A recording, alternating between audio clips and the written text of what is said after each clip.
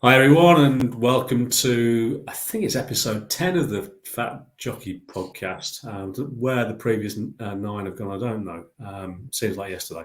Anyway, you can see our third stooge is missing this time, and it's just Jono and myself this week. Well, fortunately, we had a message from Kev to say that he needs to spend some quality time with his best friend Ronald McDonald, and he can't make it. I'd also like to be able to say I'm actually joking about that, but I'm not, and that's genuinely true. So perhaps fortunate, though, because this week we're discussing the Ballymore, and the only word he would have said is Ginto, Ginto, Ginto, Ginto, Ginto.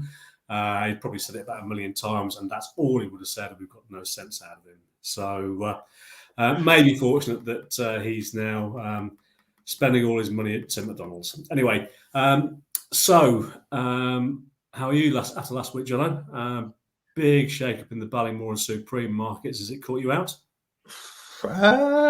Time will tell. I think, a week ago it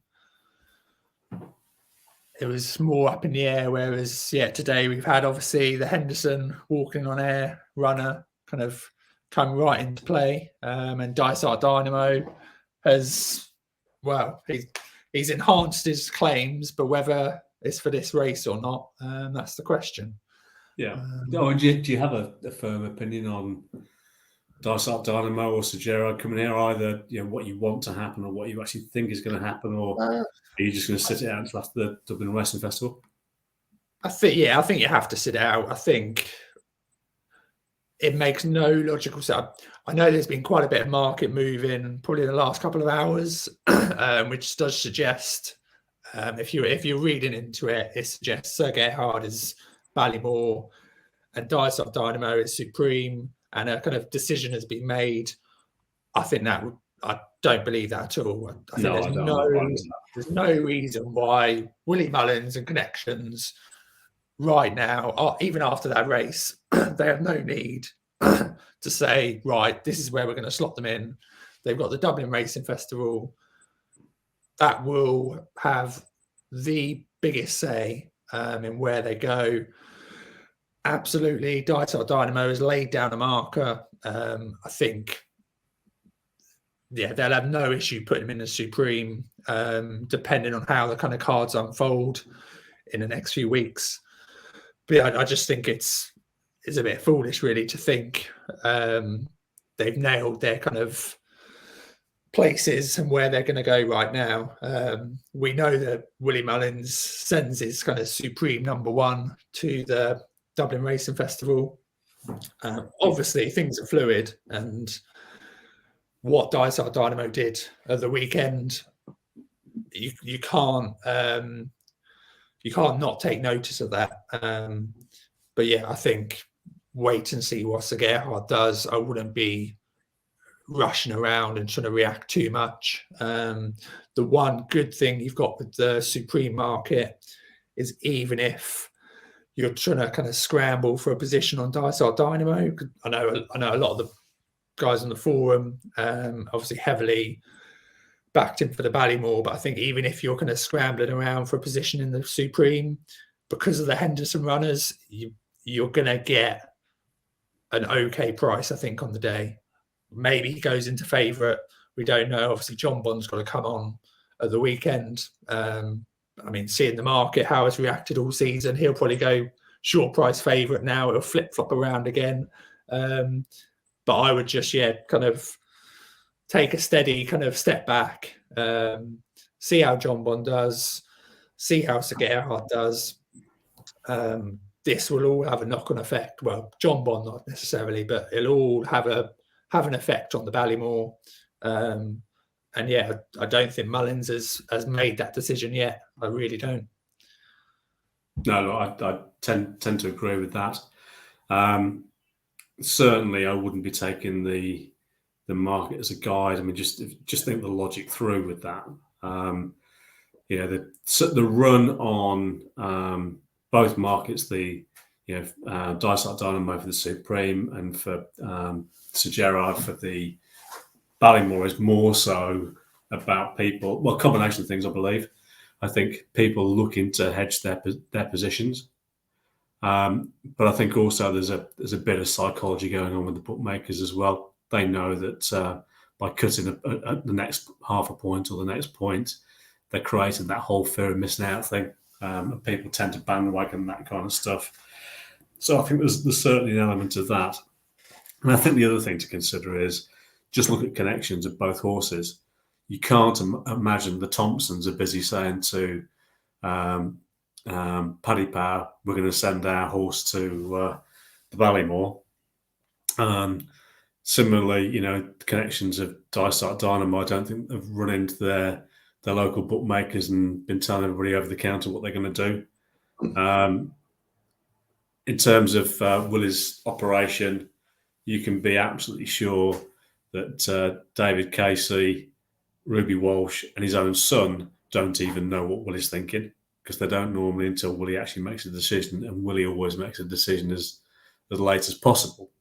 So, I don't think we should be taking too much notice of what's happening in the market, other than the fact that it is people just trying to move their positions. And when bookmakers get a bit of a run of money, then that's going to shorten horses quite dramatically. And there's actually some logic to them shortening the opposite way round to the way that people thought they were going to be, because where's all the money like to be right now? It's like to be for the other race, isn't it?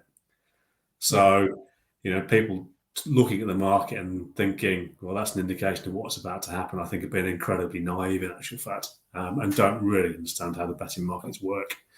Not that people have to, it's not a criticism. We don't all know everything about everything, do we? So, but, my advice to everybody is, take no notice of that at all, and think about the logic of why that's happening right now and why the bookies would be shortening up horses that way around.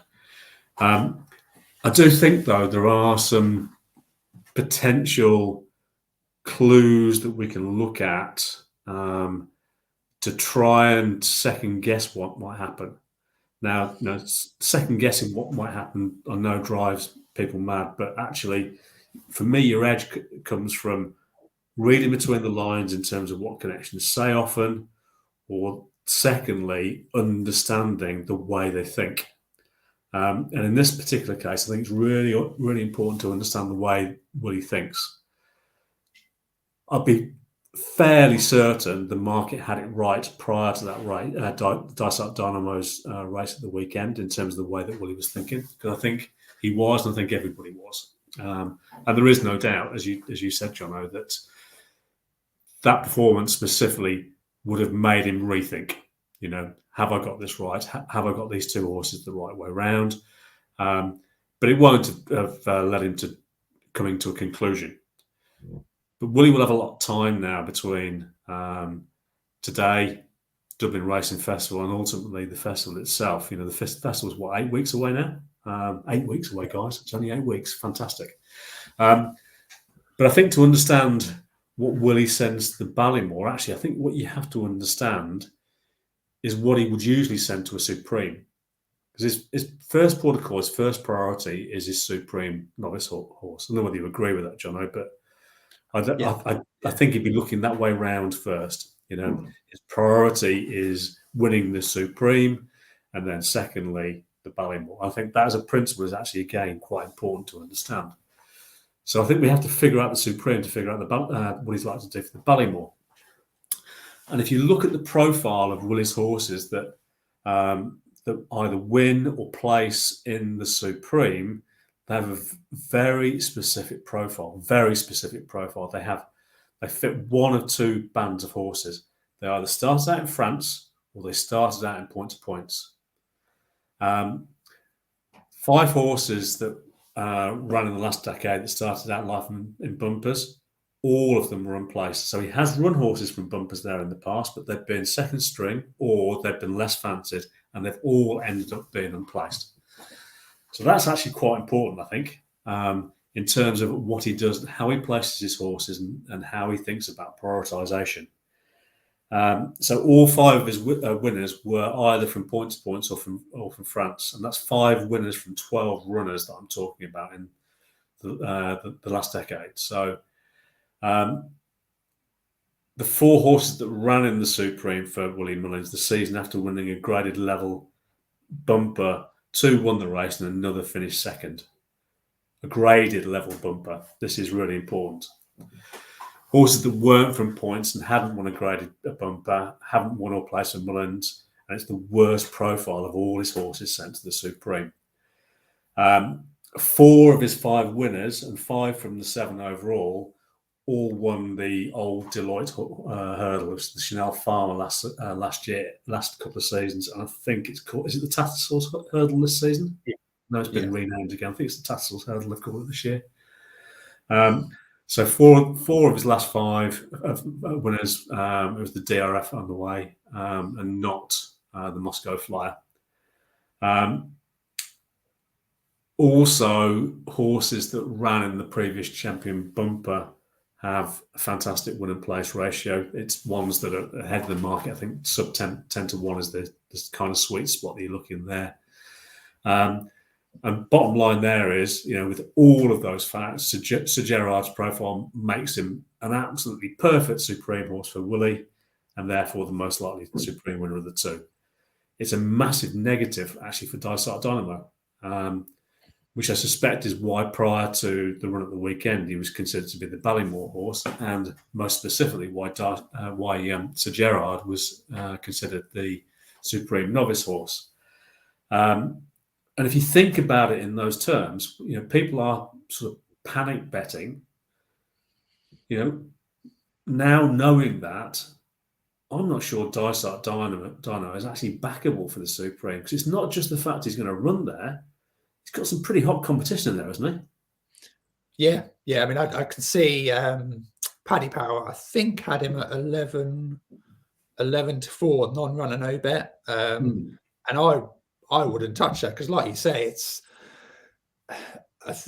it seems to be a concern. I think that if you haven't got Dysart Dino backed in the Supreme, you've got to get him covered. But he's a short price now, and you've got to look at the competition. But if you're covering him, you want him to win, don't you? Yeah. I mean, and people got very excited about him galloping, what looked to be a bunch of horses that needed further into the ground. He just had a higher cruising speed than horses that needed further. He beat them very, very impressively, don't get me wrong, and I have a high figure for it. But how much better is he ultimately going to be than, let's just say, Sir Gerard himself, Nicky Henderson's horses? It's a tough old Supreme. Yeah. But there's also the flip side of this now, and looking at Willie's Ballymore winners. His Ballymore winners had no more than 2 runs in bumpers. Well, Sir Gerard had 4. Dysart Dino actually fits the bill perfectly with a couple. So he fits nearer the normal profile of a Ballymore horse. So every part of that for me, Willie looks at horses and he's a creature of habit. What's he going to fall back on? Ultimately, when he's got to make a decision, is he going to sit there watching their races over and over and over and over again, thinking, oh, which one's my better horse to send which way? Or is he going to say, I know which types win those races for me? Yeah. But I know if I was in Willie's shoes, and that's been my MO all of these years, I know what I'll be falling back on. I'll be falling back on what I know and what's tried and what's trusted and what's proven time and time and time again, because he's got, such a fantastic record. Why rip up your whole template all over again and do something completely different? Because ultimately, there's that whole risk factor to it, isn't it? If he does rip up that template and swap those 2 horses over and both of them get turned over, I know how I'd feel and I know the way I'd think. And I can't say that I necessarily think in exactly the same way that Willie does. But I wouldn't be surprised if he thought that way. I really wouldn't. Would you? No, I think you're spot on. And yeah, obviously the season, you've got to adapt, but yeah, there's no doubt in that for a long time he was considered a Ballymore horse. Now you had horses like Kilcrut and yeah, horses will come and go and performances will get put in place that kind of can change things. But you saw the Lawless entries. He didn't have the Christmas graded entry, and as soon as Sir Gerhard won that race over Christmas, it was bang, Dublin Racing Festival. He kind of nailed his position. Yeah, he will be my number one for the Supreme Trial. Maybe that doesn't play out. He might not win. Something might happen. But yeah, from an early point of view, Mullins has had this kind of set path for both of them. And yeah, I agree. If Sir Gerhard wins and it's still a bit of a 50-50 call, or it's a tight decision, I think, like you say, he'll go to what he knows works, and works incredibly well. It's outstanding record, so he'll fall back on what he knows, what's worked in the past. And yeah, it's quite a compelling argument when you look at those kind of stats. Yeah, I think that there's a few other things that really lead me that way. And the next thing for me is starting to look at their ratings profiles, and they both start from a very similar base. So Dysart Dynamo on debut was 139. He's obviously run a second time. He's run that 153 at the weekend. I actually did 154 as it happens. I think I've probably done the same calculation as the Racing Post ratings guy. I think he's given him £1 for ease of victory. I gave him 2 actually, and I think that's the only difference between the two of us. And I'm pretty confident that rating's pretty close to being accurate. So Gerard starts from a 140 base. He starts for £1 higher, and he gets his second race at the Dublin Racing Festival. So there's no reason to think that he can't make a similar level of improvement, given we know how good he was in bumpers. We've already seen how good he was in his first hurdle.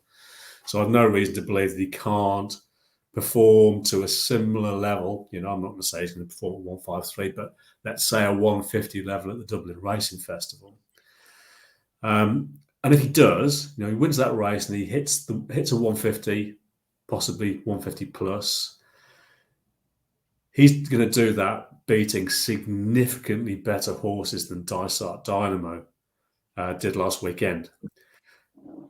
If that's the case, I don't think he has to go and win by 5-6 lengths, clear daylight, in the way that Dysart Dynamo did, because I actually think Dysart Dynamo should have won that race with clear daylight, if I'm really honest, in retrospect. I can't remember whether I put it up on the forum or not, but I was certainly thinking prior to the race that Dysart Dynamo is beating effectively horses that all need further. This race is actually, theoretically, if he's the horse we think he is, it should be a cakewalk. Now, it was a cakewalk. But Sir Gerard is going to have a far harder race at the Dublin Racing Festival. He's going to be tested properly. And this is actually, again, a relevant point in my mind. So let's say he beats those other key contenders for the Supreme Novices. I think that absolutely makes him a cert for the Supreme Novices, if I'm really honest, because Dysart Dynamo will be going to the festival without having had a race. Whereas Sir Gerard will probably have to pull it out to win that race, I reckon, because I think he's going to be having to beat some mid to high 140s horses to do it. Yeah. I mean, I've got a similar note, to be honest. I mean, I think you can kind of include the Henderson horses here so you've got the John Bon, Constitution Hill, and Dysart Dynamo. Clearly, they're very, very promising novice hurdlers who are way better than what they've been running against. Back to Dysart Dynamo, obviously Gringo de Brel was second place. He's run 133 RPRs, matched the same RPR, I think, against Stage Star. So yeah, Dysart Dynamo has beaten a low 130s horse, obviously with plenty to spare, without a bother, but that's the best horse he's raced against. Like you said, in 2 runs, that's his competition that he's faced. Now, I think you can pick holes with some of the kind of competition that Sir Gerhard will face in the Dublin Racing Festival, certainly when you start looking at what Henderson's got to challenge. But yeah, I mean, you've got you've got the future champions, Christmas winner, Mighty Potter, 143. 3 Stripe Life, obviously getting second, 142. You got My Mate Mozzie, second in the Royal Bond, Grade 3 winner, 141. They're not world beaters, but like you said, they are. That race as a bunch of horses will be by far that. Sir Gerhard might not be the best horse, 2-mile horse around the season, but he will have faced by far the best trial, I would say. And that's absolutely right. And that means you said you've got three quality opponents there that have already put ratings up in the 140s and are still entitled to improve. And we don't know how far. There may be something in there that's capable itself of running to 150, for example. Let's not pretend that the race doesn't come without risks for Sir Gerhard, because those all 3 of those horses currently have ratings ahead of him. So this race does come with risks. And look, there's no doubt he gets turned over. I think it's a no-brainer that Dysart Dynamo is the one that goes to the Supreme. But I think he just has to beat those horses to book his place, in my opinion. And I'm actually quite strong on that now. The more I've thought about this, and there's actually something else that I've been doing over the last few days to really try and look at how they might split the horses, and that is, I've watched their obviously 1 race from Sir Gerhard, 2 from Dysart Dynamo now over hurdles, but I've watched those races multiple times now, because there is another factor that I think is wholly relevant to the decision-making process, and actually wholly relevant to an outcome in the Supreme, for example, and that is how quick and how slick they are over their hurdles. And whilst I will say there is nothing wrong with Dysart Dynamo over hurdles, both times he spent more time in the air than Sir Gerhard, and he's put in a few scruffy jumps in both races, whereas Sir Gerhard was pretty quick over his hurdles and he was flawless, and that was his first time. He is definitely a better hurdler, jumper of a hurdle. I'll use the right phraseology here. He's a better jumper of a hurdler than Dysart Dynamo is. And when horses are running flat out in the Supreme championship pace, because albeit Dysart Dynamo has galloped them into the ground a couple of times, he's not done that at championship pace. There is a difference. And the thing is, when you're getting tired and you're tying up towards the end of a race, those last 2 jumps in a Supreme, the same as they are in a champion hurdle, how many horses have we seen put in a scruffy jump at that last hurdle, and then somebody's gone past them and flown up the hill? So I'm going to go one step further than, and I know we're not covering the Supreme here, but if Sir Gerhard wins the Tattersalls Hurdle, because I'm really struggling with that one, Tattersalls Hurdle at the Dublin Racing Festival, in anything around a 150 mark, I'd have him favourite for the Supreme. And having a favourite for the Supreme over the Henson horses, because they haven't had to get into a battle. He'll have had to get into a battle to win the Dublin Racing Festival, and I think he will have an edge over all of the others as a consequence. And again, it's part of the decision-making process for Willie Mullins. If he, in some respects, if he has to battle to win that at the Dublin Racing Festival, I think it prepares him better for the Supreme than having an easy race, which all of the others have had, by the way. Yeah. Yeah. Okay. Anyway, I have genuinely got myself to the point where, yes, I agree, we have to wait for the Dublin Racing Festival for Sir Gerhard to win. But I'm happy to call that now and say Sir Gerhard will win at the Dublin Racing Festival. He's the Supreme Novice horse. Dysart Dynamo is the Ballymore horse. I could be wrong. I am 80-20 that way. I'm not. I was probably close to 50-50 over the week after the weekend. I'm 80-20. Sir Gerhard's going to the Supreme. I could possibly go a little bit higher than that even. That's where I'm at with it.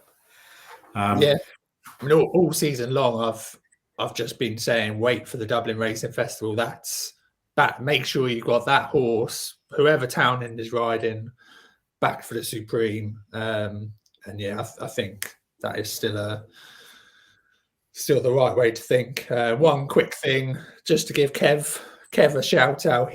One of his bets is to recommend the Sir Gerhard Dublin Racing Festival, double up with Dysart Dynamo and the Ballymore, and yeah, you get a bit of a enhanced price there.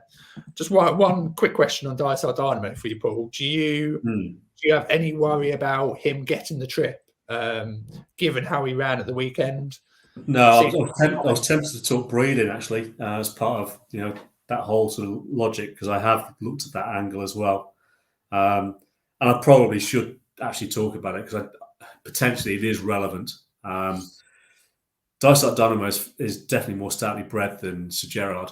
Sir Gerard you'd have as being a 2 to 2.5 miler ultimately, but Dysart Dynamo, dependent, whether ability takes him all the way there is a future Gold Cup horse. So for me, Sir Gerard falls more in the Envoy Allen type mould, possibly where Bob Ollinger's going to end up, and the likes of Allaho did, where they're going to be at their best over 2.5.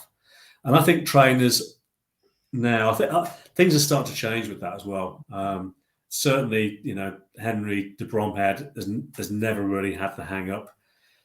Gordon Elliott probably hasn't, and we've seen that Willie is quite willing to send what people thought was a Gold Cup winning horse to the Ryanair, for example.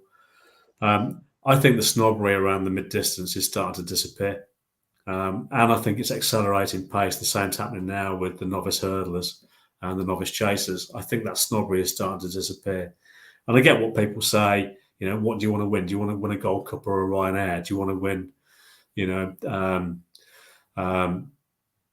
the classic trips as opposed to the mid-trip? Quite frankly, I'm at the point now where I don't care. I've had this debate with people in the past, and I know some people feel really strongly about it. But I don't, I think the Ryanair is a championship race in its own right. And I think it's now beginning to be treated like a championship race in its own right. And you get those horses that are at their best in that mid-trip, the Envoy Allens. And I am convinced that Bob Ollinger is going to fit into that same mould. Whether connections will try to turn him into a Gold Cup horse like they tried with Envoy Allen this season, I don't know. But I actually hope not. I hope they recognise him for what he is. He's going to be a bloody superstar over the mid-trip, and he can probably go and win 3 Ryanairs in a row. And if you look back at the history of the Ryanair, then he's going to make history if he does that, isn't he? So anyway, I'm kind of sidetracking a little bit. And we're guilty of turning these into an hour and a half and 2 hours, so I should probably move on. So next question then. So do you think both would win both races? Yeah, pretty much. I mean, the only kind of curveball, the only asterisk I guess I'd put on it is I go along your lines of I think Sir Gerhard is more likely to go for the Supreme. So he's probably going to meet defeat. If he ends up in the Ballymore, he will have lost the Dublin Racing Festival 2 mile, I'd say. So then it's you kind of just have to then assess the race and kind of go, was it the distance that got him beat? Yeah, what got him beat that day? So clearly he will be going into it without a win to his name, I think. And then it's a bit harder to be too completely confident that he'd just turn up and win. But yeah, my gut would say he would still have a leading chance in the race. For me, Dysart Dynamo, if he turns up, I'm confident he wins. So Gerhard will be a major player, but I would just question, why he's going into the race, what's made that happen. It doesn't mean he can't win the Ballymore at all, but there's obviously his position in kind of where he sits has obviously been knocked at that point, and it's where he sits then against the rest of the field, I guess. Yeah, and I think again, I completely agree with that, and your answer there again leads me to believe that the ideal scenario is Sir Gerard going to the Supreme and Dysart Dynamo going to the Ballymore, because from Willie's perspective, he clearly wants Sir Gerard to win the Dublin Racing Festival. He doesn't, goes to the Ballymore. You no longer think the horse is bulletproof. He potentially doesn't win anything. But also, you look at the profile of Dysart Dynamo, and it's actually not a very good profile for a Willie Mullins Supreme novice horse. So potentially he then ends up with the horses going to the wrong races and ends up with nothing. Whereas I actually genuinely think Sir Gerard goes to the Supreme and Dysart Dynamo goes to the Ballymore. In my opinion, I think they both win. There you go. I've said it. I think Sir Gerard, if he does what I think he'll do at the Dublin Racing Festival and puts up, something in the low 150s, proves he can do that. I think because of his experience, there's two parts to this. One is getting into that race at the Dublin Racing Festival, really properly being tested, but also having all that back history in terms of those bumpers last year in very good races. He's going to go there as a much more experienced horse than the Henderson horses, and I think that will stand him in really good stead. So again, it's something that sort of leads me back to the same place. Okay, talking about Henderson, any chance he sends one of his 2 milers here? No, any chance at all that he sends either Constitution Hill or John Bond? There has been talk about Constitution Hill coming here, of course. Yeah, I've not really been too worried about it, to be honest. I think it's annoyed me since Constitution Hill won the Tolworth. It's just really annoyed me how the media moan how we don't get these clashes and trainers are trying to split horses. Honestly, everything you heard a week after that race was, will you split John Bond and Constitution Hill? Will you split them? Will you push one up in trip? Just shut up. Just enjoy it. You've got a potential brilliant matchup. I love it when trainers have like the Denman and Quarter Star. I love it when you have these. Obviously, we're talking about potential here, but these high class horses with the same trainer, just relish it and stop trying to almost force them to split, and then you'll start moaning that they're not going to race. I think because of that, there was that one little snippet. Maybe there's been more, but there was that one little snippet where Henderson said about Simon Sig, how they did step him up. He also said about 20 or 30 times across different interviews, they're 2 milers, no need to split. It's like going on TripAdvisor, reading one bad review, taking on board when there's 300 good ones. Yeah, absolutely. It could happen, but I think I make it about a 5% chance of happening. And I also think with Simon Sig, yes, they stepped him up to the Ballymore, but actually he was running over almost middle trip distances that whole season. He ran over 2 mile 3, 2 mile 4, 2 mile 2. So it wasn't like he was going over. Obviously, I mean, we saw what he did in the Arkle following season. He was a high class 2 mile horse, but he was just a high class horse. He was that good. I think that's the point, isn't it? Clearly in their mind, during that novice season, they were in 2 minds whether he was a mid-trip horse, and they actually ended up campaigning him as a mid-trip horse. But he was obviously showing them loads of pace at home, and circumstance conspired for him to end up coming back to 2 miles. Really, didn't it? It was that wouldn't have been that decision may not have been made. It was almost circumstance that pushed him that way. So just pushing that sort of on one step further. I mean, clearly walking on air. I've not seen the race, so it's impossible for me to comment. But a few people I know that were hugely impressed by that run with him today, and we've spoken briefly before this, and I believe you were too. Yeah, you can't knock it. And actually, I'd go as far to say that performance was up there with what probably John Bon and Constitution Hill have done this season. I know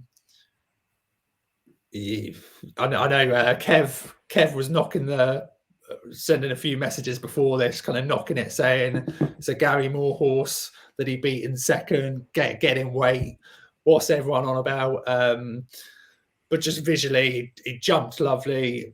All the words kind of before, and I know you've got to take it with a pinch of salt with Henderson, because he does love his novices. He loves all his horses. They're all going to win Grade 1s. They're all beautiful. If you backed every Henderson horse that he was raving about, you'd be in the poorhouse, I think. Only last week Ballymore trying to scramble around for kind of some outsiders. I backed who was it? Russian Ruler, yeah, and City Chief. Both, I think, 33-1 for the Ballymore.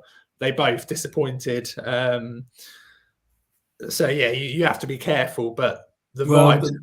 Now you've mentioned that, it's quite interesting. Now, City Chief apparently came back a bit of a sick horse, there, didn't he? As I understand it, so he might be worth another chance. But they'd have been definitely disappointed with Russian Ruler, because the dog's been barking about him from pre-season, the stable staff even. So they must have been absolutely not devastated. They would have been deeply disappointed with that run, I think. He didn't help himself. I think with him as well, you can see there's clearly a good horse there. He was very raw. He was green. Well, that's the other question, isn't it? They've come out very late. Yeah. Okay, so is walking on air, and that is probably leaves a bit of a query with him for me. As I said, I wasn't really going to talk about the performance because I can't, but I will talk about the fact that he has come out very late. There's been no talk about a hold up or anything along those lines, so there is just a little question mark why that is. Whether that's been a maturity thing, whether he's had a minor setback or what it is, but it certainly wouldn't have been the intention to bring him out on the 19th of January, would it? It would have been the intention to bring him out on the 19th of November if they thought he was the number one Ballymore horse. But I don't really know what to make of that. I need to have a think about that, I think. But if he was impressive as you clearly think he is, and I absolutely rate you as a judge, and a couple of other people that I absolutely listen to in terms of their opinions have said the same thing, then he's definitely a player. But let me ask you a question then. In that case, when you see that kind of he leaves that kind of impression, are you saying he's a player to win this, or are you saying he's a player to perhaps take pinch a place?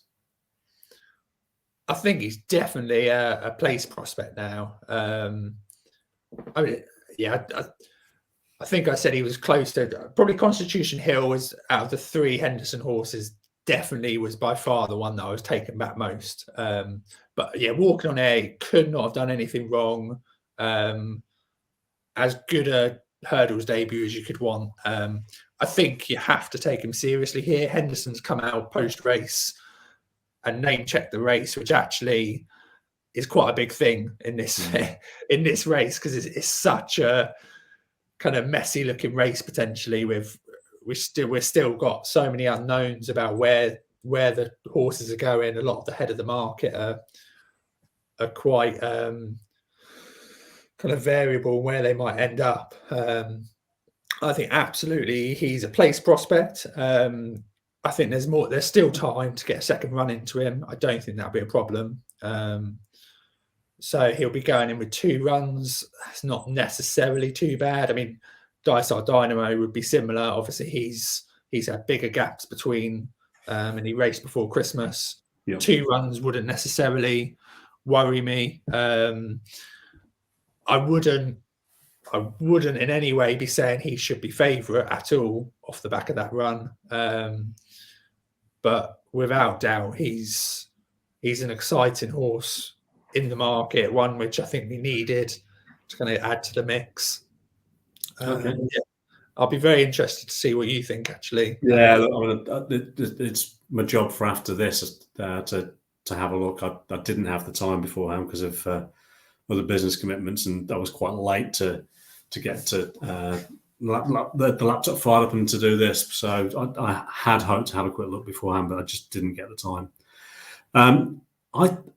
Henderson, with all the talk about John Bonn and Constitution Hill, and now obviously walking on air, and people have been talking about City Chief and Russian Ruler last week.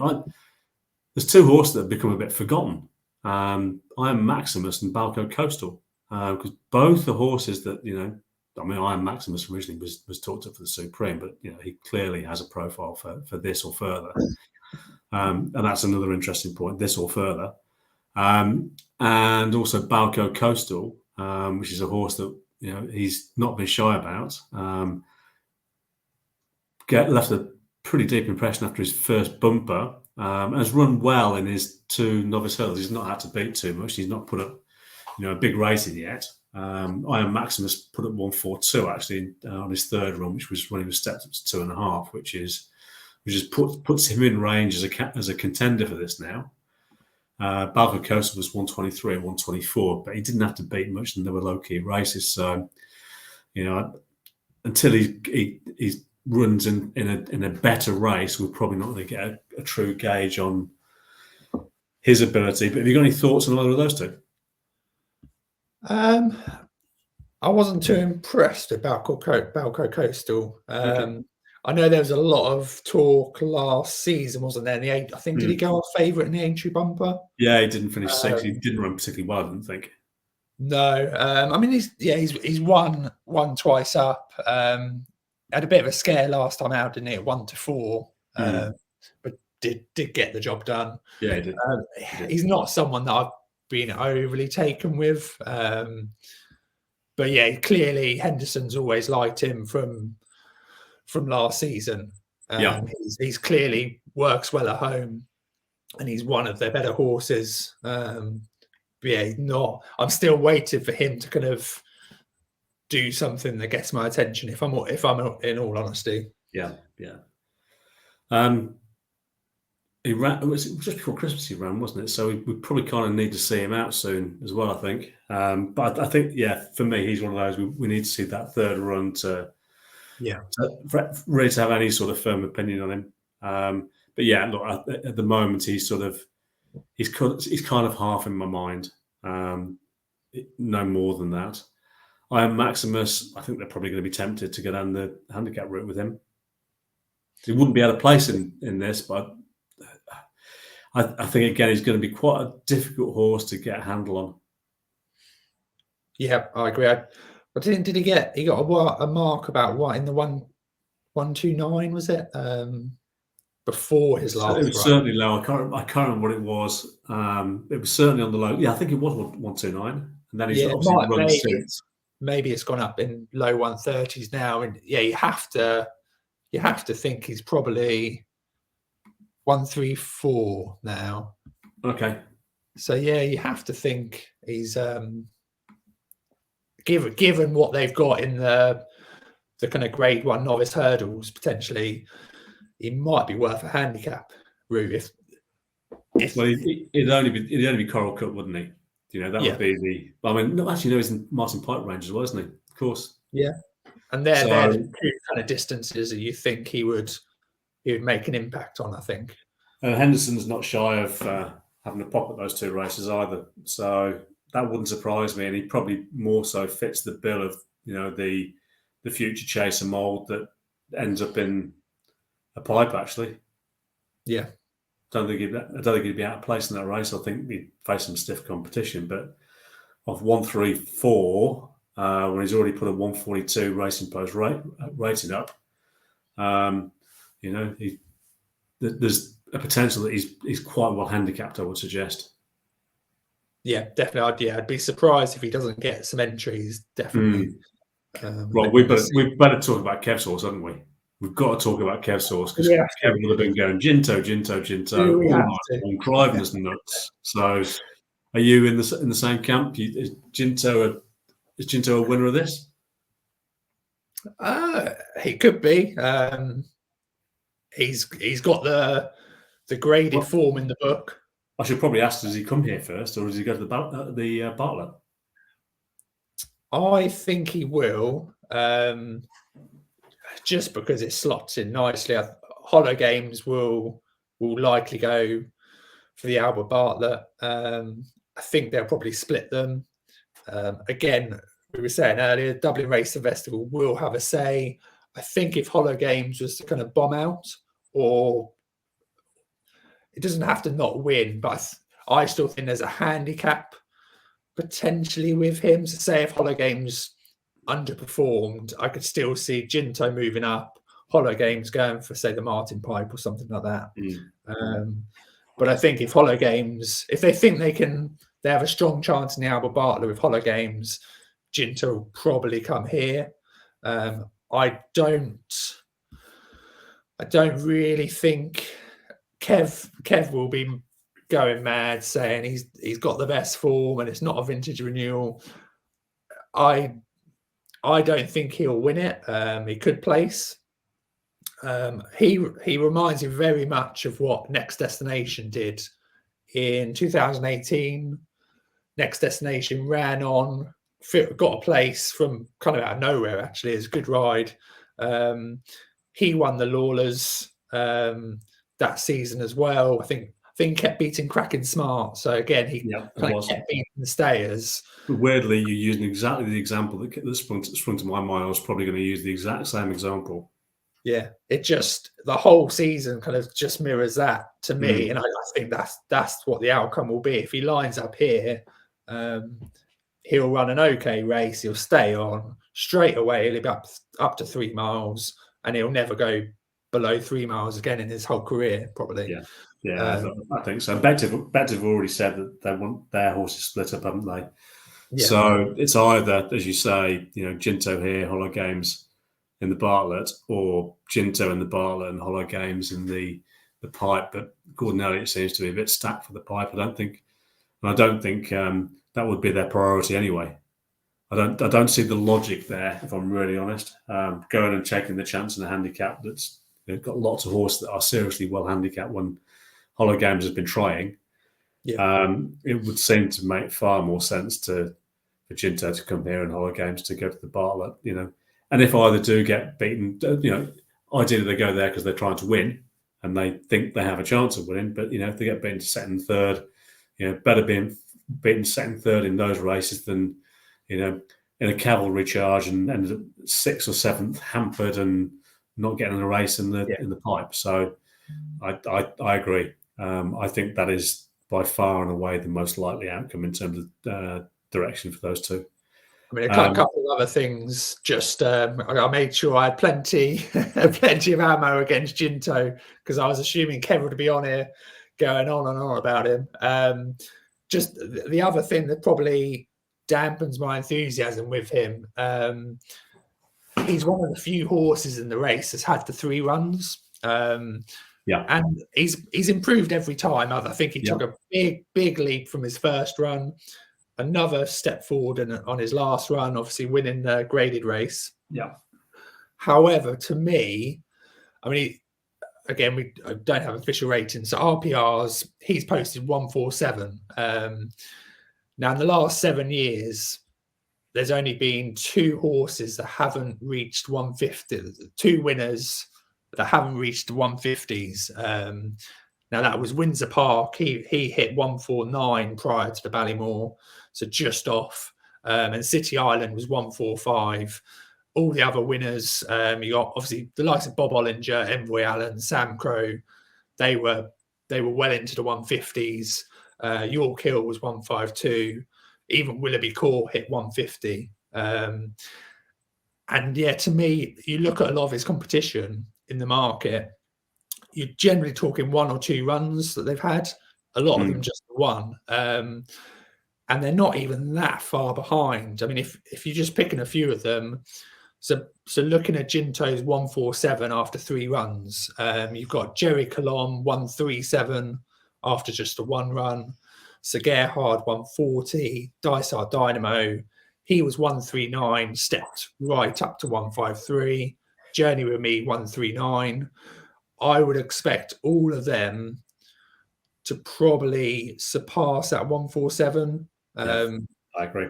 By their 3rd run, and that's why I'm more lukewarm on Jinto. He showed his hand. Yes, it's a good hand. He's won a good Grade 1 trial, but I think once the other horses catch up, that's when he'll start. At this trip, he'll start to get showed up.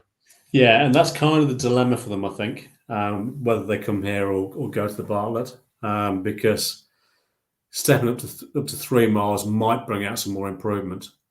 I'm not 100% he comes here, if I'm really honest. I'm probably less sure Jinto comes here than the way around. I think the Supreme and Ballymore will be with the 2 Mullins horses, weirdly. People will be less sure about the other 2 generally. I still think there's a possibility that they'd actually run both him and Hollow Games in the Bartlett.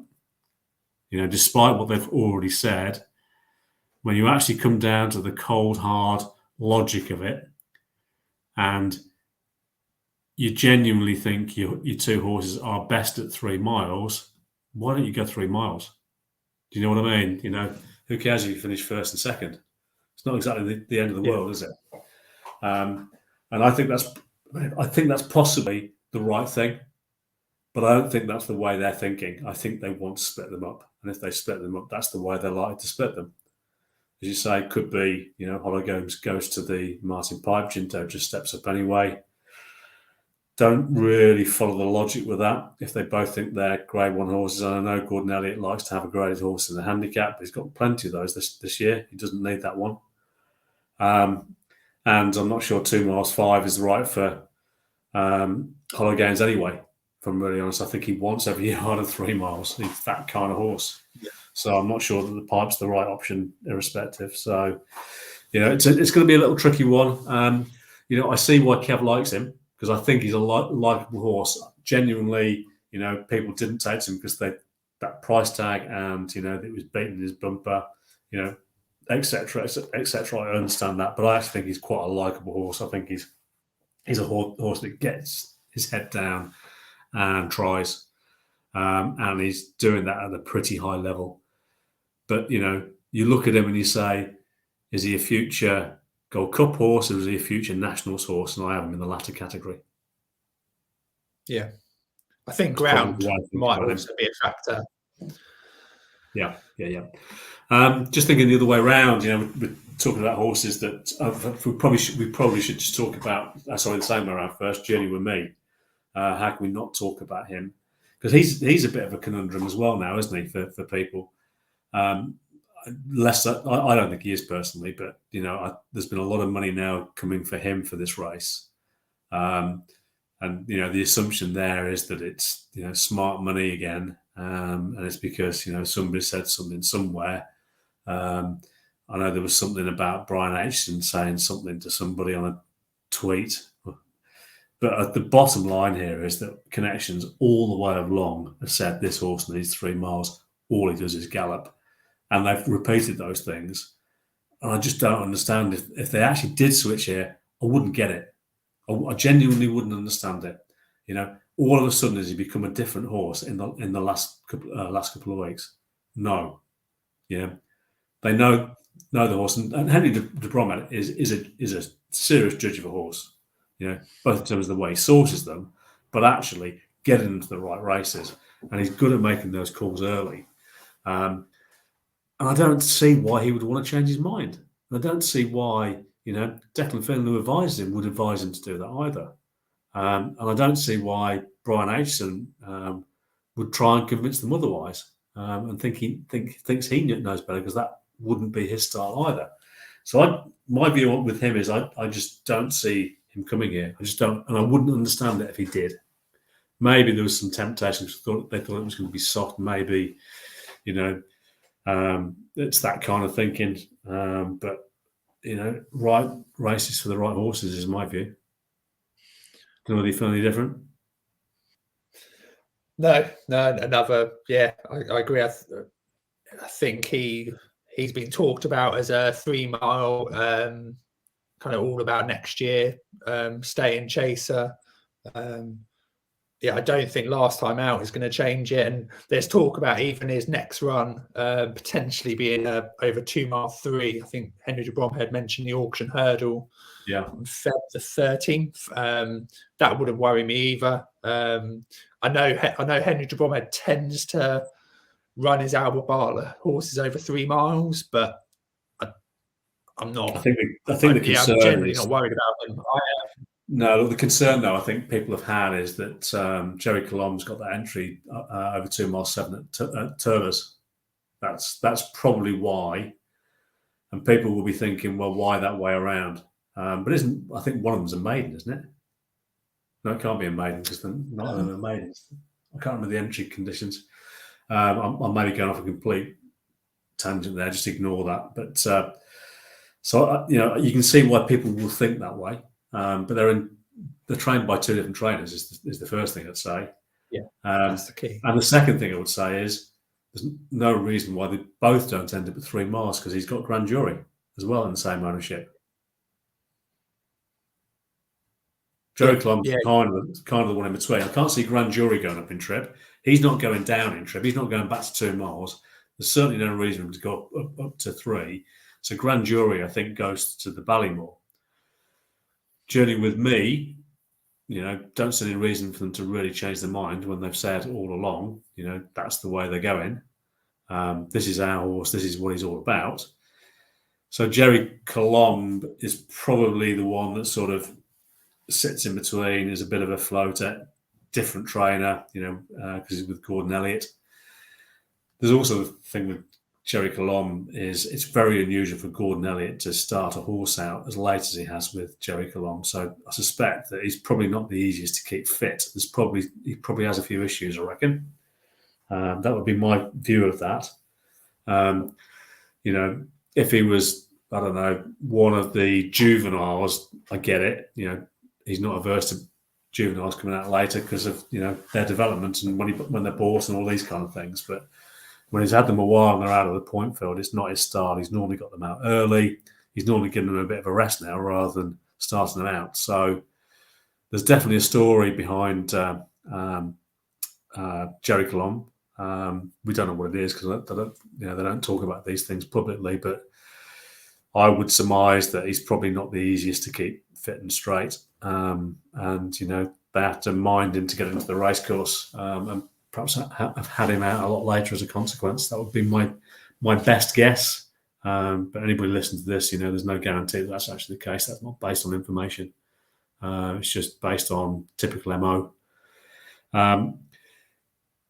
So while we're talking about the Rob Core horses, how do you see them fitting in? Grand Jury, Jerry Colombe, Journey with me, you seen it in a similar way? Yeah, I think Jerry Colombe is an interesting one. I'd prefer to see him running in this, by the way, but I have a suspicion that they're now thinking about sending him to the Bartlett. Yeah, I mean, if you look at, we know obviously Saxon on the forums done a lot of work with the Elliott kind of race plan. We know that Elliott will constantly go back and use the same races, the same paths, not unlike a lot of trainers, to be honest. And actually, if you look at this weekend's race, 2 mile 7, it points to either an Albert Bartlett horse or a Martin Pipe. Kind of been several different. He's not going to get the runs in for a Pipe now if he is fragile, so it would be Bartlett. So that's the thing. You look, I mean, Tory Graf, Dortmund Park were both runners over previous years. They went Albert Bartlett. You also had the likes of Monbeg Worldwide, Run Wild Fred, again, out and out stayers. So I think if you're very much a Ballymore backer for Jerry Colombe, I think you have to kind of take that on board. Well, I suppose the other thing to consider, and we often forget this, he may not take up that entry. Yeah. We need to see at the final deck stage first that he keeps that entry, I suppose. Yeah, I mean, the only thing what is interesting is he doesn't have the entry in the Dublin Racing Festival, the 2 mile 6, which I was quite surprised. Yeah, I was quite surprised as well. I thought they tried there as well. Yeah, if he doesn't run at the weekend, I know there will be more races, but you start to have to question. And again, it probably comes down to the fragility. Clearly, yeah, there's something not quite right there. And yeah, even with Gordon Elliott, I know we've had a lot of talk about the ground, Willie Mullins especially, it's delayed him. It doesn't tend to delay Gordon Elliott. I know you have to take every he had all his normal horses out in the normal time frame in the first part of the season. They didn't have that. Yeah, Mighty Potter's had 3 runs. Ginto's got 3 runs. Yeah. Hollow Games, 3 Stripe Life, 2 runs. Yeah, there's something has gone on to stop him getting the runs in. Because, like you say, the MO is to get the runs early. He will get more runs into his horses than the likes of Willie Mullins anyway, generally. Definitely.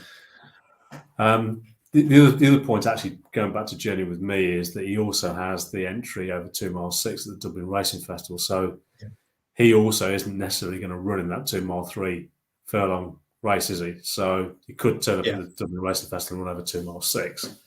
So I think there's a lot of assumption going on here. And I think, again, there's perhaps some bookmakers that are benefiting from that. But, I mean, look, they could be right. They could be right. I'd be just last one point on the Rob Core horses.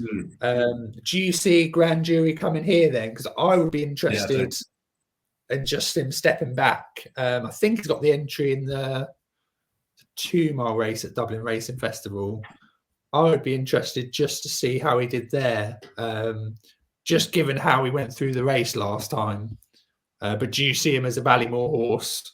Yeah, look, at the outset, the talk was that Grand Jury was going to be the Supreme horse, Jerry Colombe was going to be the Ballymore horse, and Journey with Me was going to be the Bartlett horse. And I think the general feeling was that, Journey with Me was the number 1 in the pecking order, Jerry Colombe was number 2, Grand Jury was number 3. But I was actually quite impressed with that run behind Ginto. I think he's one that will benefit for better ground. I think I genuinely could see, and Kev's going to hate me for saying this, I could see Grand Jury reversing with Ginto on good soft ground. I like it. Shame Kev's not here to. Yeah, I know. I was hoping he was going to be so he could go Grand Jury, because he would have. Yeah, he's definitely a horse that.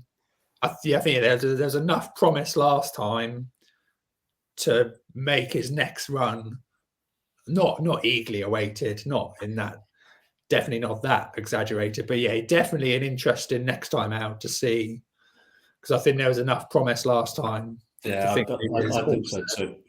The people want to see a string of 1s next to every horse's name, and not all these novice hurdles are going to be won by horses that have got an unblemished record. And it's worth remembering that.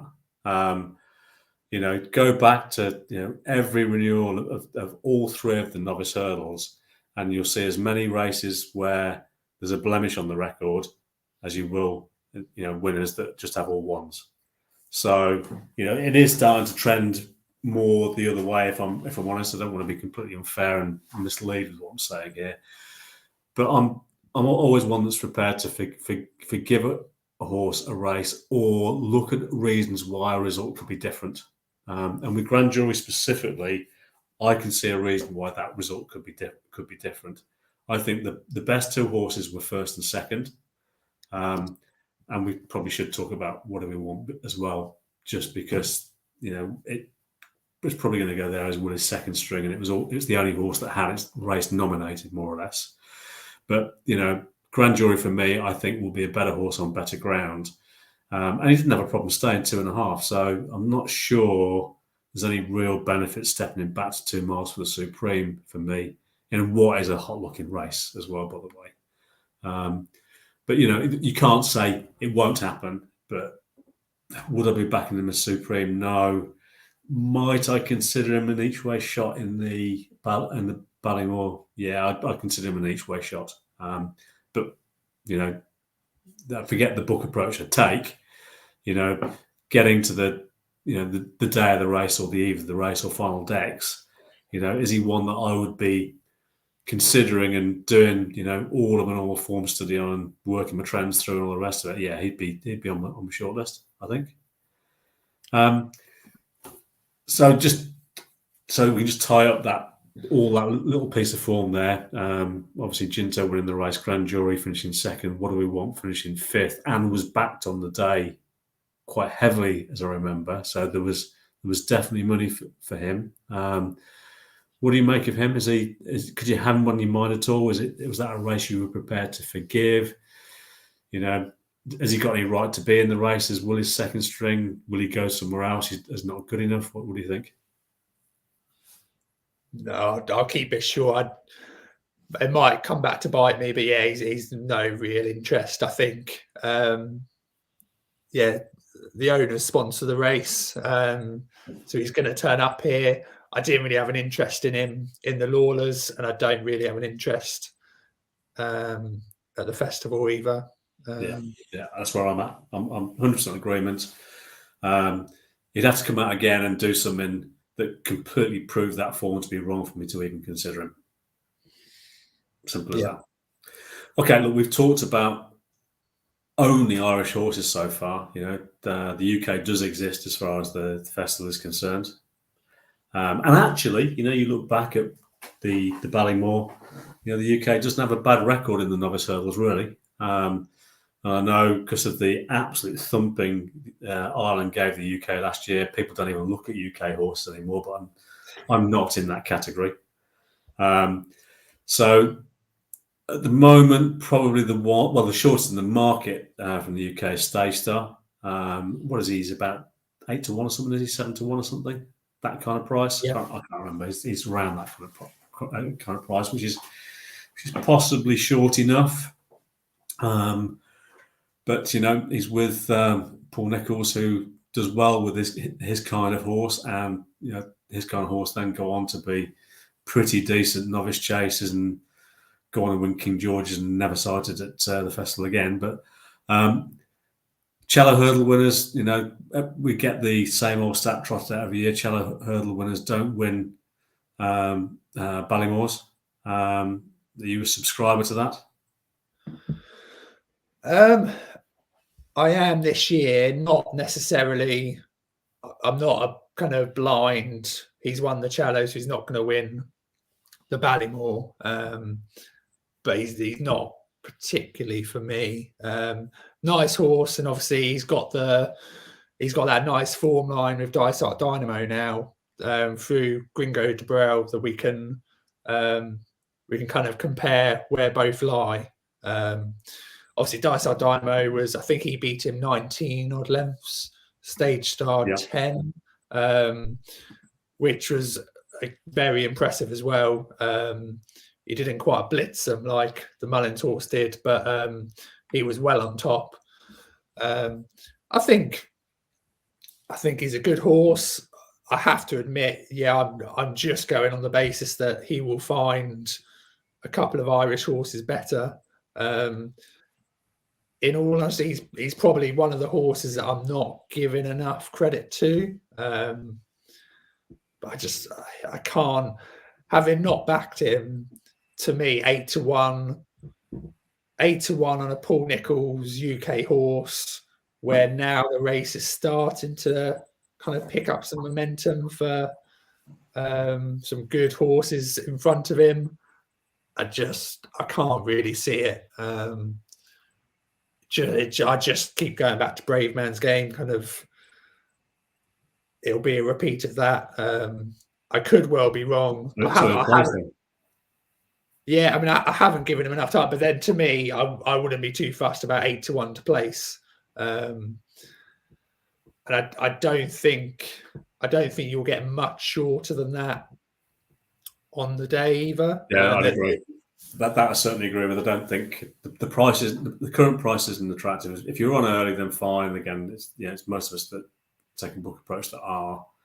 But 8 to 1, that kind of price, I think the way the race is shaping up, and it looks as though there's going to be a fair few runners this year. Obviously, it cut it quite badly last year to a relatively small field, one of the smallest fields ever for the race. But I don't think that's going to be the case this time. And for as much as people have said, oh, it looks like being a weak Ballymore, I don't think it is a weak Ballymore at all. I think that's utter nonsense. I think actually it's going to be quite a deep race for 2.5 mile novices this year. Hopefully we see a bit of a star amongst them, because a deep race doesn't mean you necessarily see a star. It just means it's a deep race. But when Cheltenham Hurdle winners actually already do have a decent record, the lazy stat that's trotted out that Cheltenham Hurdle winners don't win this. 7 of the last winners of that race actually placed in the race. So, that doesn't make the Cheltenham Hurdle a bad trial in my book. It's full of horses that go very close in this race. Whether Stage Star is another one of those is hard to say. He put his field away really nicely at Newbury. I was there that day, and I have to say I was impressed in terms of the way he came away from that field. The start, it's more the style and the manner of his victory to me in that race than he's not a flashy horse. I think he's one of those horses that just gets out there and does his job. So I was impressed. You look at his Racing Post races for his 3 runs so far. He kicked off with a 1.33, which is, in range as far as a starting point is, in that mid 130 bracket. Then he stepped up to 141 and then 145 last time at Newbury. So he's putting a string of good and consistent performances together, and it puts him, around about that Ginto bracket. In terms of his Racing Post rating, there's a couple of pounds between the two of them, and they're not massively different in terms of profile. So, he's one of those solid horses, and sometimes dependent on the final makeup of a Ballymore. Some Ballymores are won by that kind of horse, the more solid looking types, shall we say, rather than the ones that are perceived as being future superstars. If you think about, the last few run-ins we've had, Bob Ollinger, Sam Crow, Envoy Allen, we've had Yorkhill, we've had Forheed in there, all horses that in the last 10 years were seen as being potential superstars. But the flip side of that is we've had, City Island, Winter Park, we've had Simon Sig even, was never really a superstar. The new one, Willoughby Court, you can almost split the last 10 winners into 2 halves. Yeah. It's quite an interesting thing to look at. Which kind of Ballymore Hurdle is this? Is this one that's going to find a winner of from the first group, or is it one that's going to be a winner of the second group? And we don't know the answer until we see the final makeup. And I think it becomes important not to dismiss horses like Stay Star and horses like Ginto, and Kev clearly isn't, as possible winners, because they are in that kind of category that half of the last 10 winners are. I think we probably just need to round out the sort of British challenge. Have you got any other horses, UK horses, on your mind? So I've got, I don't know, we might touch on some outsider. I've got maybe one as an outsider, which I'll leave to that section. Just a couple of other ones. Very, very brief. Well, let's do that. Let's do that. Let's wrap those two things together, because almost by definition, the British horses are outsiders. Well, yeah, exactly. Any British horse, bar the Ultimo and the Champion Chase, is an outsider this year. So I was kind of 50-50 to whether this is actually going to go anywhere. I was looking at obviously Constitution Hill, his beating of Mai Tai at Sandown, and I just looked at Mai Tai's price, and he's 40-1 for the Ballymore.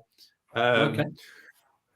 Now he won on his hurdles debut. I'm not going to say it was a great race. It was kind of a typical kind of maiden, easy as you like, 2 mile 2 on heavy ground. So yeah, did it well, and Harry Fry was obviously quite positive about him after the race. Clearly, he's quite well thought of, and that showed. Obviously, going into Sandown, he was actually favourite against Constitution Hill, and he had to give weight as well. And obviously, in hindsight, that was kind of as Harry Fry said, an impossible task. He did also run in a fairly decent bumper last February at Newbury. That's thrown up. Again, I'm not saying they're festival winners, but as bumpers go, it threw up countless winners. So he's got a couple of good bits of form early on before that Sounddown run. And I think just the thing that I'm looking at is the market has kind of reacted to that run as if he bombed out. Now, on the face of it, he did. He was favourite and he was well beaten. He did pull 17 lengths in front of third place that day, though. And we clearly know now that Constitution Hill is a serious horse. He's favourite for the Supreme. So actually, you can't really knock him for that. He also came out that really good bumper at Newbury, didn't he? The good risk at all bumper, where it was just the winner after winner after, other than good risk at all himself, of course, who jumps like an absolute pig. But you know, that's the one that threw up. Is it? I Like to Move It. Was another. Just everything. Bill Baxter was in there. Everything just kept winning all the way down. And that Newbury bumper often throws up really good horses, I have to say. So exactly that. That's an interesting shout, John. I mean, he wouldn't necessarily be one for me, if I'm honest. But I like that kind of thinking. I like the sort of more left field type thinking where, you know, you look at that kind of step up in trip potentially as an improver for it, and actually people write off the form for all the wrong reasons. Yeah, I mean, if you, he's actually going to be running against John Bonnet this weekend. So he's going to be running into the second Henderson Supreme horse. He's expected to lose. He's 5-1 second favourite. But I guess I was just looking at it as well on that angle, thinking, well, I think early on, after his debut hurdles win, there was kind of comparisons with Metier last season, who went to the Supreme. Now, they swerved to Tolworth because of Constitution Hill. Now, if I'm Harry Fry, if I've been beaten by both of the Henderson horses fronting the market in the Supreme, there's no point going to the Supreme. I've already swerved one race mid-season to avoid. But would he, I need to have a think about this. Typically in that scenario, is it not more likely that Harry Fry would go to Aintree? Because you don't see many of his runners in the Ballymore. Well, so you don't, but actually, I think that's in comparison to how many runners he generally has. I mean, he's not littered every year. That's another point, though, isn't it? You know, his runners at Cheltenham are almost like his old boss and diminishing. Yeah. However, if you were to look, so the race of the weekend, the Haydock trial, Neon Wolf actually took that into 2017. He went on to run. He was heavy favourite for the Ballymore. Yeah. The Neptune at the time came second. Just in that race, obviously it's called a Supreme trial, but Bright Forecast was another for Ben Paulin. He ran in it a couple of years back. Yeah. He went on to place at the Ballymore. Now Harry Fry has said the horse, he said he'll definitely stay further, and that's what we'll probably look to do as we get more into spring. He did have a passing mention about the Martin Pipe. He's 135. Okay. So that might, but I think clearly it shows he's thinking about up and trip either way. He's outright stated it. So that would be enough for me to indicate that, you know, he's most likely going to go to Cheltenham, and it's a choice of whether he's a graded horse or a handicapper. Exactly. I guess my probably biggest issue with it is I wonder what he can do against John Bond to make them think he's a festival grade 1 horse. Unless he really runs him close, I'm assuming John Bon wins. I think unless he really runs him close, they probably think he's not a grade 1 hurdler. But yeah, he was one that kind of piqued my interest. Harry Fry's got a bit of history with the race, and I think the market has overreacted to that defeat against a now supreme favourite. And yeah, if you took a step up in trip where that seems to be something that won't be a bother to him, I thought 40-1 is something that I'd be kind of hovering over. Maybe see how the race goes at the weekend. You're probably in a good position where there's absolutely no reason to back him because, in all likelihood, John Bon wins. But yeah, maybe just if he runs well and gives John Bon maybe a bit more of a fright than the market suggests, he might be one that I'd look at. Yeah, okay. Well, that's interesting. Yeah, I'll have a good look at him this evening because I have to say I hadn't considered him. I obviously know his background because I've been following that format of the Newbury Bumper, but I hadn't really thought about him in those terms. So, and as I say, I like that kind of more diverse thinking because it often it throws up some good trails or trails to follow, so to speak. Yeah, So, I mean, I'd love it if they were just going to chance him in the Ballymore. You could probably get, again, assuming John Bon beats him, you could probably get 66-1 on Saturday night. yeah.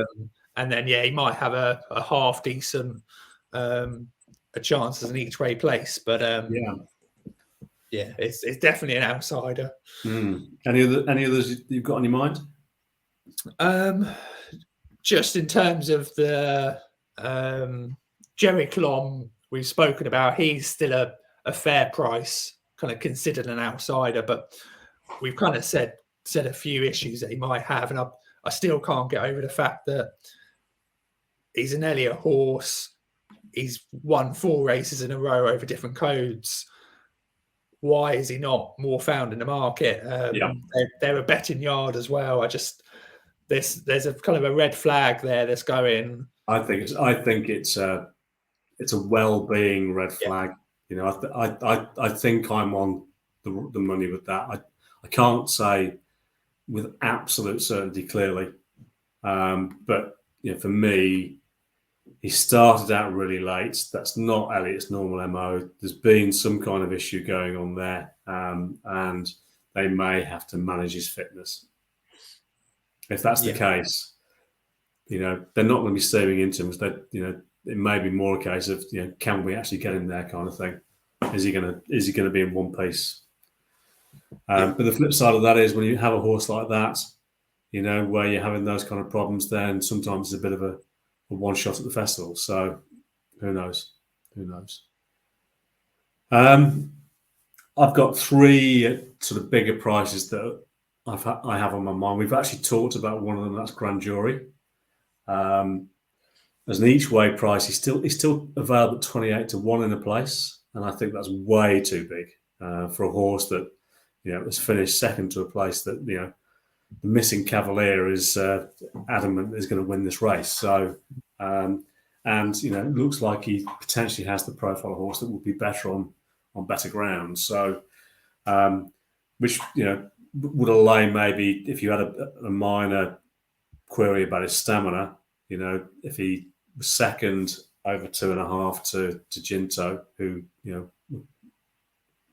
whose profile suggests he would relish that ground. There's reason to believe that Grand Jury could be a better horse on better ground. The second one that interests me is Wonderwall. Ran and beat City Chief last week. And Wonderwall is interesting really because he ran in in the same bumper as Stage Star, didn't he? Nappers Hill. Yeah, and also finished 7th in the champion bumper, beaten 14 lengths by Sir Gerard, however anybody wants to pronounce it. But he seems to be, he's a big old unit. I don't know whether you've seen him. He is a big old unit of a horse. And for a horse of his sort of size, I think he ran particularly well last year. You know, I would imagine bumpers were a bit of a bonus with him. And I was actually really impressed by him at Doncaster. It was almost like the first time we saw the penny had dropped with him. You know, he's always looked a little bit green to me in his races, and he didn't look green at all. I thought, you know, he finished his race off powerfully. And I think he could be one of those at a really big price that's worth considering. If I think the race would need to cut up, so you know I'm not sitting here recommending a betting him by any stretch of the imagination. I'm putting him as a notebook horse, but he is interesting for a smaller stable. But there is one horse that very specifically interests me, and he interests me for the race full stop. And it is a UK horse. It's a horse called Hillcrest. I don't know whether he's hit your radar or not. It's a Henry Daly horse. And people generally these days aren't looking for Henry Daly for Cheltenham winners, which is a shame because I think he's a really good trainer that doesn't necessarily have the money spent anymore. But I think this horse is really, really good.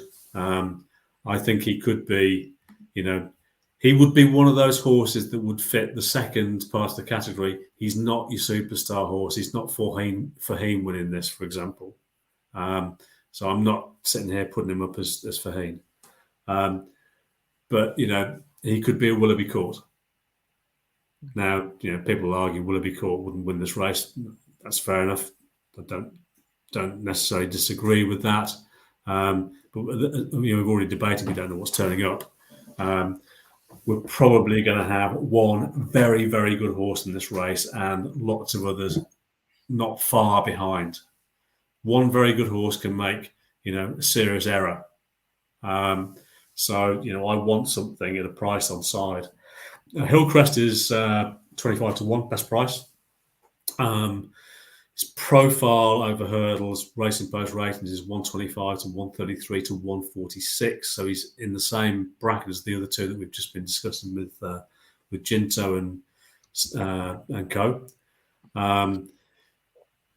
But he's not running those big races.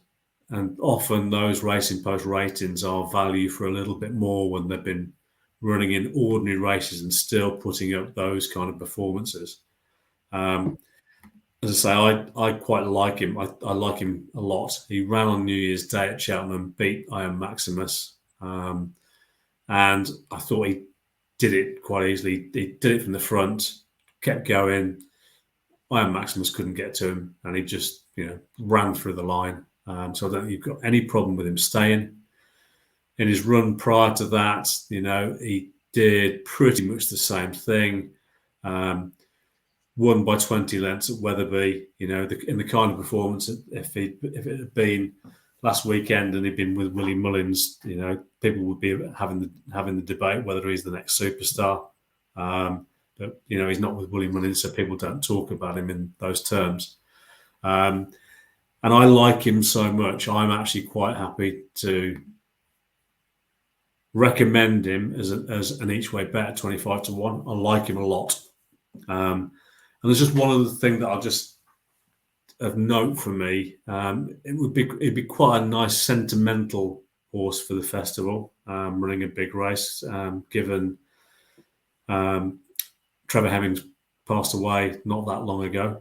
It'd be nice for Mr. Blackpool to have a winner at Cheltenham as well as at Aintree, albeit that he did last year, and beat a horse that I really didn't want him to beat in Happy Go Lucky. I won't torture myself again. But that would be quite a nice combination for me of trainer and owner. Obviously, the estate of or the executors of these days. But I also really like his trainer. Have done for years. And as I say, I'm quite prepared to put him up as an each way bet in the Ballymore at 25 to 1. I don't expect that many people will be scrambling to take my advice for that because everybody's convinced that UK horses are utterly rubbish. But some aren't, and some fly under the radar and don't get the credit they deserve and aren't talked about. And he fits that category perfectly. And I think he is just a very, very good horse. So there we go. That's my only recommendation from all of this.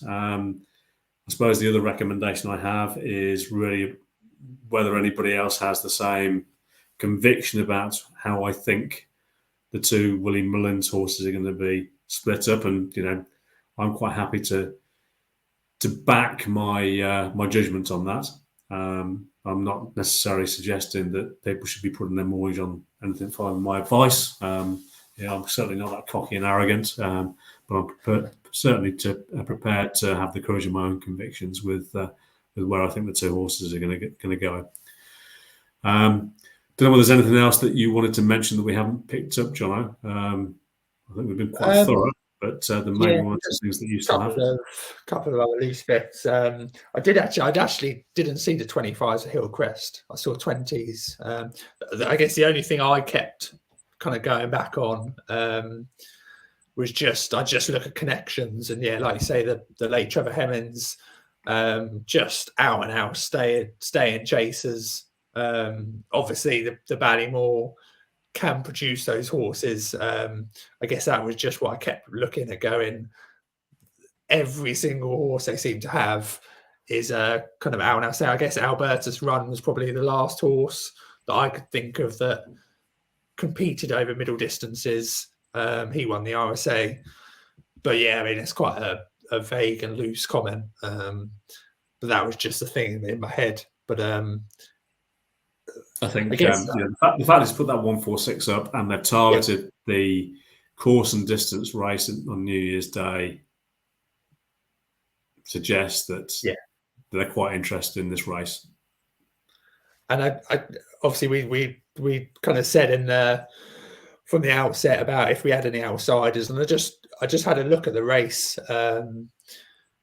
and there's every festival race, there's always some big prices generally, but actually when you look at this race, there's not really as a whole any major shocks. I think if you look at the last 7 run-ins of the race,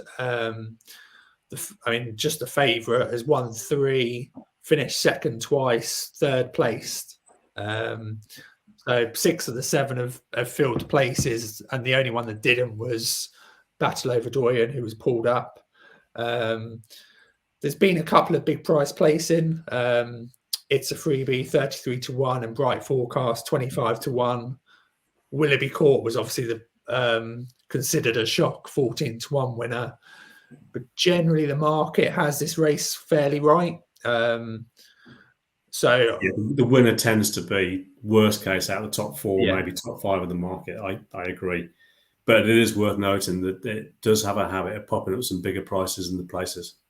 Yeah, and also I think you're right. The race is going to be knocked as being a weak renewal. I think that's going to start shaping up as kind of it's not actually going to turn out that way. I don't think it is. Getting some prices against, say, Hillcrest now, he might be 10 to 1 on the day. But the market will form, and then you'll get a much tighter race. So obviously, looking at kind of, say, the first 3 or 4 in the market, it's hard to do now. I probably wouldn't be going for any wild prices on the day. Agree. Yeah, bigger prices you want to be on anti-post, definitely. Yeah.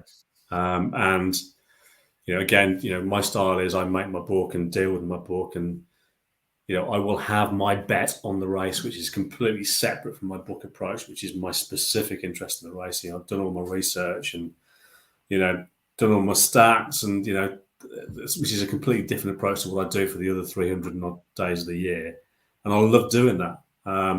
And it's this time of the year when I'm starting to do that for these kinds of horses. And, I'm looking for those sort of bigger each way plays now, more on profile and statistics and those kind of things, and less so from a book now, which is why I'm quite happy to put horses like Hillcrest at 25 as an each way play. It's not a book. I'm not putting it up for a book. I mean, it's a nice one for a book, don't get me wrong, but that's not what I'm suggesting. I'm suggesting him as an each way play. Because I don't think he'll go anywhere else. And I quite like his profile of horse as the sort of UK British sort of more staying hurdler that comes to this race. So they do tend to go reasonably fast often in this race, and you do need to see it out. suspect stayers do tend to get found out.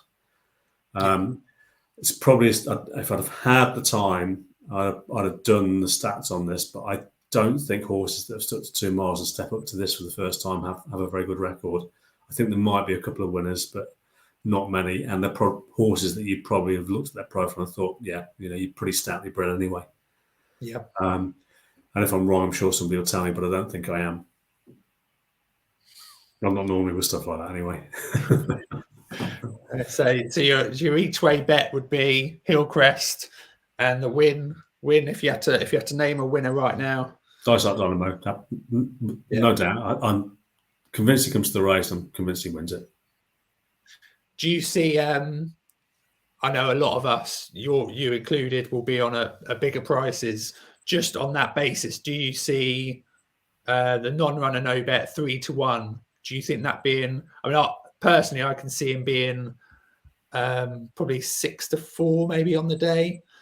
For anyone that hadn't backed Dysart Dynamo, would you suggest that 3-1 non-runner no bet? And similarly with Sir Gerard, the other way around, if people aren't on in the Supreme, I think it's a bit tougher in the Supreme because you've got the Henderson horses to consider too. I'm quite sweet on Sir Gerard, so I guess it becomes an easy decision. But I also respect the fact that people will also be in the John Bonn and Constitution Hill camps, and I understand why. I cannot sit here. Clearly, I cannot sit here and say I am 100% confident Sir Gerard beats those two, because clearly we have not seen the ceiling of any of those three's ability. But I have, sound reasoning for why I think Sir Gerard will be the better of the three. Whether it'll be the better of the three long term may be a different matter. But I think there are a bunch of things that are in his favour. I don't think there will be a lot between those three horses, but I think having been properly tested is a big tick for me, and having all of that additional experience is a big tick for me. Because this isn't a race that's going to be won in a sprint either. It's going to be a war with some potentially classy horses. Yeah. So from that perspective, I think Sir Gerard goes into that race better prepared than the other two. Yeah, definitely. Right, we probably better wrap up. I just thought, just because I know it'll wind Kavega up, I think we need to have a poll. So Kev can set him a poll when he downloads this, or whether you download it later, and I'll ask the question: which horse wins the Ballymore? Dysart Dynamo or Sir Gerard? Let's not have any more options, because I know that's going to really wind Kavega up. Yeah. Done. 2 options, 50-50. And Jono, we've not had a chance to discuss this with Kev, so I think we'll probably just tell him this is what's happening next week. Depends whether he's at KFC instead, because it was McDonald's this week. Maybe Pizza Hut the week after. I think there's probably a song about that. Probably on his playlist as well. So I think next week let's have a bit of a sort of free hand around the handicaps. We're still 3 or 4 weeks away from seeing what the early entries are, but I think it's probably about time we did one of these and we just talked about the horses that interest us most. Maybe cover a couple of other bits and pieces as well. But as a theme, guys, I think we're going to look at the handicaps for you this week, and if there's anything you want us to cover specifically around that, or any questions you've got, I'll pop a post on the forum, so feel free to fire away. I suspect it's going to be quite a popular one, so we may not actually be able to cover everything with that. So we might just have to categorise things a little bit. But really would be interested in your thoughts and what you want to hear from us. That's it for me, Jono. Have you got anything else? No, that's all good. I think we've covered the Ballymore well there, and hopefully. I don't think we could have been any more thorough, and I'm sure there'll be some comments about it. Yeah. Cheers to your company. I enjoyed that. It's a good one. Yeah. Cheers, Paul. Cheers, everyone. Cheers, guys. See you. Bye-bye.